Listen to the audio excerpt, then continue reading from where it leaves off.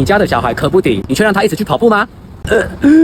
最近有非常多支气管发炎的小孩，我都觉得好像咳很久咳不停。那在支气管发炎的小孩，如果一直去跑步、激烈跳绳、运动，会刺激我们支气管收缩，会让他的咳嗽更严重。所以这个时候的小朋友反而是应该要休息，